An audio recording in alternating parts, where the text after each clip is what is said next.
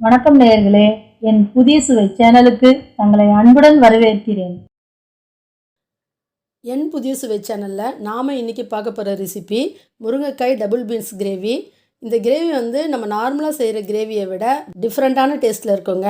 இதுவரை நம்ம சேனலை நீங்கள் சப்ஸ்கிரைப் பண்ணாமல் இருந்தீங்கன்னா சப்ஸ்கிரைப் பண்ணி பக்கத்தில் இருக்க பெல் ஐக்கானை கிளிக் பண்ணிவிடுங்க. சரி வாங்க, முருங்கைக்காய் டபுள் பீன்ஸ் கிரேவி எப்படி செய்கிறதுன்னு பார்க்கலாம்.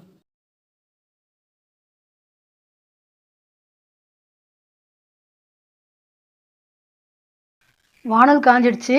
தேவையான அளவுக்கு எண்ணெயை ஊற்றிப்போம். எண்ணெய் சூடானதும் 1/2 ஸ்பூன் கடுகு உளுத்தம்பயிறு, 1/4 ஸ்பூனு பெருஞ்சீரகம், கடுகு சோம்பு இது ரெண்டும் நல்லா பொரிஞ்சதும் ஒரு பெரிய வெங்காயத்தை பொடியாக வெட்டி வச்சுருக்கேன், அதை இப்போ இதில் சேர்த்துப்போம். வெங்காயம் கண்ணாடி பதம் வந்ததும் 1 ஸ்பூனு இஞ்சி பூண்டு விழுதை சேர்த்துப்போம். இஞ்சி பூண்டில் இருக்கிற பசுவாடை போனதும் ஒரு மீடியம் சைஸ் தக்காளியை இந்த மாதிரி பொடியாக நறுக்கி வச்சுருக்கேன், அதை சேர்த்துக்கலாம். இது கூடவே கொஞ்சம் கருவேப்பிலை தழியும் சேர்த்துட்டு வதக்கி விட்டுக்கோங்க. தக்காளி வெங்காயம் இஞ்சி பூண்டெல்லாம் நல்லா வதங்கிட்ட உடனே பாருங்கள், நான் ஒரு 3 முருங்கைக்காயை இந்த சைஸில் வெட்டி வச்சுருக்கேன், அதை இப்போ இதில் சேர்த்துக்கலாம். இப்போ இது கூடவே 1/2 ஸ்பூன் மஞ்சள், தேவையான அளவுக்கு உப்பு, ஒரு 1/4 ஸ்பூனுக்கு மிளகாய்த்தூள் சேர்த்துக்கோங்க. இப்போ நான் கிரேவிக்கு தேவையான அளவுக்கு மிளகாய்த்தூள் சேர்க்கலைங்க. முருங்கைக்காயில் காரம் உரைக்கிறதுக்கு தான் நான் மிளகாய்த்தூளை சேர்த்துருக்கேன். கிரேவிக்கு மசாலா அரைக்கும் போது வேறு நம்ம மிளகாய் சேர்க்கணும், அதனால் கொஞ்சமாக காரம் சேர்த்துப்போம். இப்போ முருங்கைக்காய் வேகிற அளவுக்கு தண்ணி ஊற்றிட்டு இப்போ 10 நிமிஷத்துக்கு மூடி போட்டு முருங்கைக்காயை வேக வைக்கலாம். முருங்கைக்காய் வெந்துக்கிட்டே இருக்கட்டும், நம்ம அதுக்குள்ளேயே கிரேவிக்கு தேவையான மசாலாவை ரெடி பண்ணிவிடுவோம். வானல் காஞ்சிடுச்சு. இப்போ இதில் 2 ஸ்பூன் எண்ணெயை ஊற்றிப்போம். எண்ணெய் காஞ்சதும் 2 டேபிள் ஸ்பூனு பச்சை வேர்க்கடலையை சேர்த்துப்போம். பச்சை வேர்க்கடலை போட்டதாலங்க நல்லா 1 நிமிஷத்துக்கு நல்லா வறுத்து விடுங்க.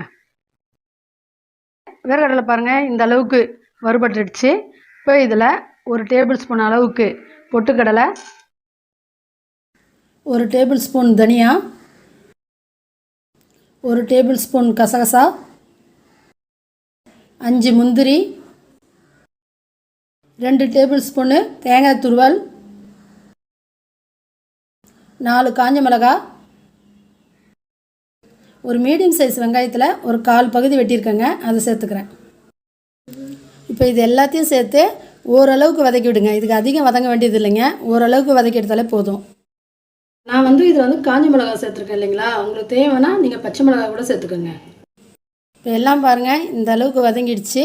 இப்போ இதை நல்லா ஆற வச்சுட்டு மிக்ஸி ஜாரில் போட்டு கொஞ்சம் குறகுறப்பாக அரைச்சி எடுத்துகிட்டு வந்துடுவோம். ஆனால் தண்ணி அதிகம் சேர்க்காதீங்க, கொஞ்சமாக தண்ணி சேர்த்து அரைச்சி எடுத்துக்கோங்க. இந்த பாருங்கள், இந்த அளவுக்கு குறகுறப்பாக அரைச்சி எடுத்துக்கோங்க.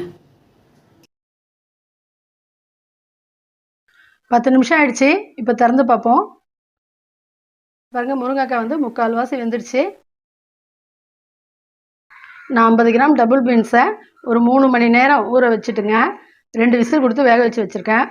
நான் டபுள் பீன்ஸு 50 கிராம் எடுத்துருக்கேங்க. உங்களுக்கு வேணும்னா நீங்கள் இன்னும் கொஞ்சம் அதிகமாக கூட ஒரு 100 கிராம் அளவு கூட போட்டுக்கோங்க. நீங்கள் டபுள் பீன்ஸுக்கு பதில் ராஜ்மா கூட சேர்க்கலாம், இல்லை பச்சை வேர்க்கடலை சேர்த்துக்கோங்க, எது சேர்த்தாலும் நல்லாயிருக்கும். அடுத்ததாக என்கிட்ட பலாக்கொட்டை இருந்துச்சு, ஒரு 10-12 பலாக்கொட்டை இருந்தது, அதையும் இதில் வேக வச்சு சேர்த்துக்கிறேன். பலாக்கொட்டை இருந்தால் சேர்த்துக்கோங்க, இல்லைன்னா விட்டுடுங்க. என்கிட்ட இருந்ததுன்றதால நான் பலாக்கொட்டையை வேக வச்சு சேர்த்துக்கிறேன். இப்போ இதில் நம்ம அரைச்சி வச்சுருக்க இந்த மசாலாவை சேர்த்துப்போம். மசாலாவை சேர்த்துட்டு நல்லா கிளறி விடுங்க.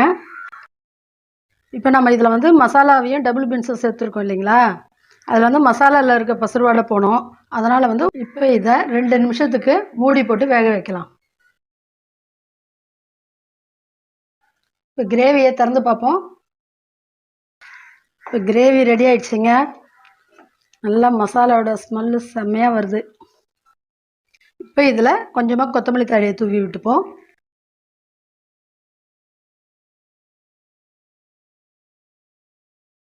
இப்போ ஒரு முறை கிளறி விட்டுட்டு ஸ்டவ் ஆஃப் பண்ணிவிடுவோம். இப்போ நம்மளுடைய முருங்கைக்காய் டபுள் பீன்ஸ் கிரேவி ரெடி ஆகிடுச்சிங்க. இது சாதத்துக்கு மட்டும் இல்லை, இட்லி, தோசை, பூரி, சப்பாத்திக்கு எல்லாமும் சைட் டிஷ்ஷாக வச்சு சாப்பிட்றதுக்கு ரொம்ப டேஸ்ட்டாக இருக்குங்க. நான் செய்து காட்டின முறையிலேயே நீங்கள் வீட்டில் செய்து பாருங்கள். இந்த டேஸ்ட் உங்களுக்கு பிடிச்சிருந்தா மறக்காமல் கமெண்ட்ஸில் தெரியப்படுத்துங்க. இது மாதிரி வேறொரு நல்ல ரெசிபியோட நம்ம அடுத்த வீடியோவில் சந்திக்கலாம்.